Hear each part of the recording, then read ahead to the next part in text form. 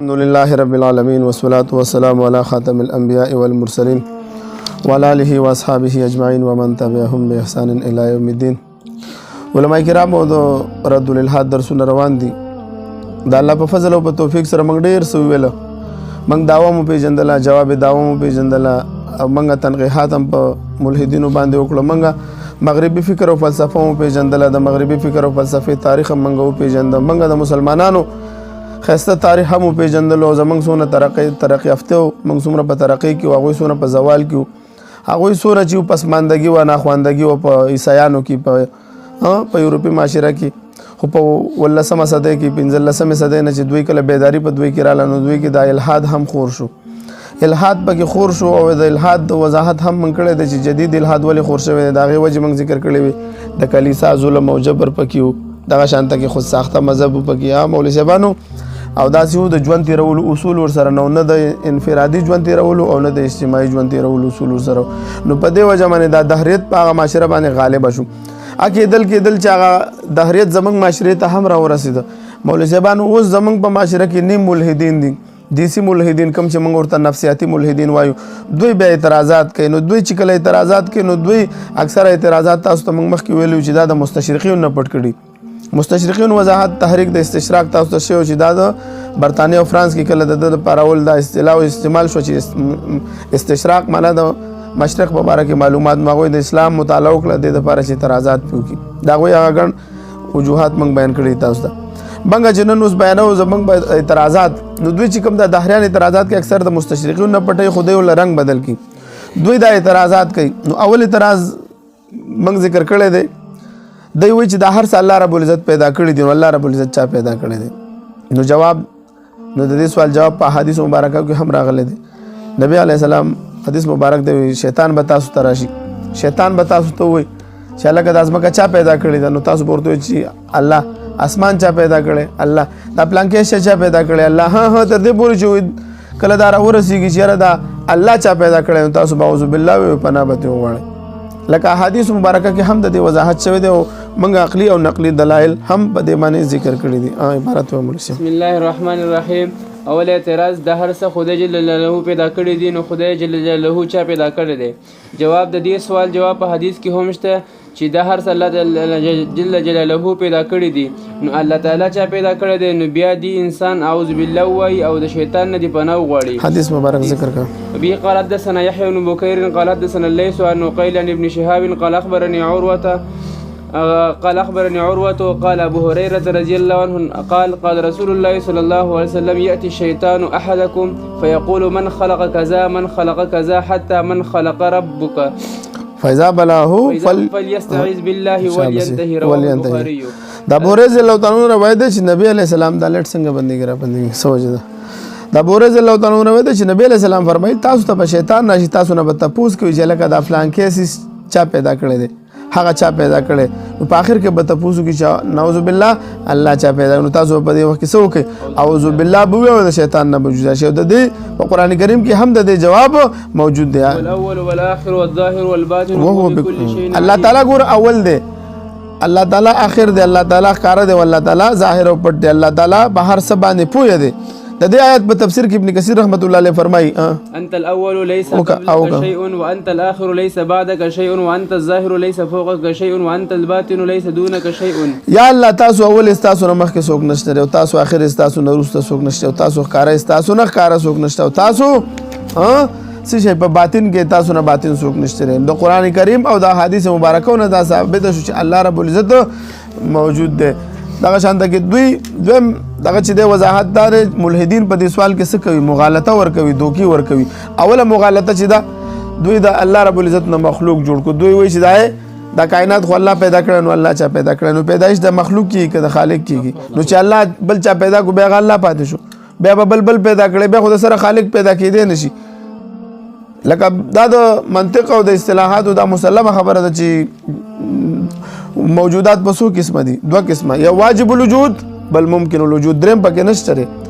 کته چرته د خالق د پاره بل خالق منی، نو بیا خو د سره ټول ممکنات شو، بیا خو واجب الوجود نشته. دا تصور د واجب الوجود چې دا د یونان فلسفه ده، په دې منطقو کې هم د واجب الوجود دا تصور موجود دی چې هغه الله دی. مغالطه به وایي چې دا لیټ لګولېږي الګ کې موږ سټاپ کوي که نه سټاپ کېږي دې سیټ ته. دوی اعتراض کې دوی څه کوي مغالطې کوي. نو موږ مسلمانان یو موږ له پکار دی چې په دې باندې موږ صحیح خبر یو. اوله مغالطه د څه کوي د الله رب العزت نه مخلوق جوړ کو ځکه چې پیدایش د مخلوق کېږي او زمون خبره د خالق په بحث کې ده. بل دا چې دا وګوره د منطق اصول دي او مسلمه خبره ده چې وجود په دوه قسمه ده یا به واجب الوجود یا به ممکن الوجود. که چېرته ته وایې چې خدای چا پیدا کړی هغه چا پیدا کړی نو بیا خو ټول ممکنات شو بیا خو واجب الوجود تصور دا هغه غلط شو ځکه به بل پیدا کړی بیا بل خدای بل پیدا کړی بل خدای بل پیدا کړی. دور او تسلسل دا باطل دی. دا د یونان په فلسفه کې هم باطل دی. نو چې د یونان په فلسفه کې هم باطل دی دا خبره د دوی غلطه ده چې دا کائنات خو الله پیدا کړی چې الله چا پیدا کړی. اوله مغالطه وایي به دویمه وایي اول مغالطه چې خدای جل جلاله نه مخلوق جوړ کړو ځکه پیدایش د مخلوق کېږي نه د خالق زمونږ باس په خالق کې نه په مخلوق کې. شاباس. بیا مغالطه دا ده چې هغه د علت او د علت او د معلول دا طریقه دا په خدای باندې دوی جاری کوي. حالانکه دا خبره د علت او د معلول قاعده دا په ممکناتو کې ده که په دغه کې ده مولوي صاحبانو په واجب الوجود کې دا نه دا په ممکناتو کې ده. ګوره د منطق دا څونه اصطلاحات چې موږ د جوهر او د غرض استعمال کړي لیس بجسم ولا جوهرن ولا عرض د الله په باره کې چې موږ د الله تعریف کو نو دا ګوره په ممکناتو کې ده. ګوره حالانکه جوهر څه ته وایي قائم بالذات ته وایي او غرض څه ته وایي قائم بالغیر ته وایي. مولوي صاحبانو دا څومره چې اصطلاحات دي نو دا په ممکناتو کې دي. نو دا د علت او د معلول دا قاعده په خدای باندې جاری کول دا صحیح نه ده عقلا دا صحیح نه ده. کدا وایي چې نعوذ بالله خدای جل جلاله چا پیدا کړی داغه به څه علت وي بیا به داغه څه علت وي پوهېږئ که نه پوهېږئ. ګوره دا موږ یو مثال ورکړی دی. ګوره اوس کرسۍ نه علاوه زه دا وګورې ټیپۍ وګورې ما دا مکمل 4 خپو والا یو ټیپۍ ده ما په ده باندې دا کتاب ایښی دی. اوس که چېرته دا مکمل ومنې نو دې باندې به دا کتاب راشي. که چېرته د دې دوه خپېرې دي دپاره بل سهارې دپاره بل یو ډسک پکارېږي د هغې دپاره بل ډسک پکارې دپاره بل تر دې پورې دا یو سلسله به روانه تر څو پورې چې ته یو کامل 4 خپو والا یو ډسک ومنې نو هغه به څه شي هغه به کامل شي او په هغه باندې به کتاب راشي. دغه شانته کې به ته د کائنات دپاره یو ګاډ رب به ورته منې چې دا هر څه هغه پیدا کړي وي. لیکن دا کرسۍ د غورځېدو نه بچ کولو دپاره د بلې کرسۍ مده اخیستی شوی دی او د دې دویمې کرسۍ دپاره درېیمې کرسۍ او د داسې غیر متناهي سلسله روانه ده. داسې کرسۍ پکار ده چې د هغې 4 خپې پوره وي ودرېږي. دا سلسله به هغه وخت ودرېږي چې کله پوره کرسۍ ومني او همداسې چې کله خالق ومني د مخلوق دپاره نو بیا د هغه خالق باره کې سوال کول چې دا چا پیدا کړی دی یعنې بیا بل خالق منې دغه دپاره به بل هغې دپاره بل او دا سلسله به روانه وي نو دا سوال کول چې د خدای جل جلاله خالق کوم دی دا صحیح نه دی. بل جواب دا دی زمونږ انساني عقل د دې عقل کې دننه چې زمونږ کوم شعور دی دا شعور او عقل دا دنیوي شعور او عقل دی. مونږ چې دنیا کې څه ګورو د دې باره کې سوچ او فکر کولی شو کوم چې د مابعد طبیعت څیزونه دي هغه د عقل په پیمانه کې ولې نه راځي د عقل په پیمانه کې نه راځي. شاباس. عقل په هغه شي کې نشي چلیدی. یو مثال دا دی چې دا انډرایډ موبایل دی دا موږ سره انډرایډ موبایل دی دا موږ ټولو سره د دې اپلیکیشن دا په آیفون کې نه چلیږي. تاسو دغه خپل اپلیکیشن دی اوس ته سوچ وکړه چې یو موبایل دی د یو اپلیکیشن په بل کې نشي چلیدلی نو د دې دنیاوي عقل باندې ته څنګه مابعد طبیعت څیزونه معلومې بل موږ یې ولې نشو لیدلی موږ د هغه نظیر نه دی لیدلی موږ د جنت په باره کې صرف لیدلی دي عادت لعباد الصالحین ما لا عین رات ولا اذن سمعت ولا خطر على قلب بشر.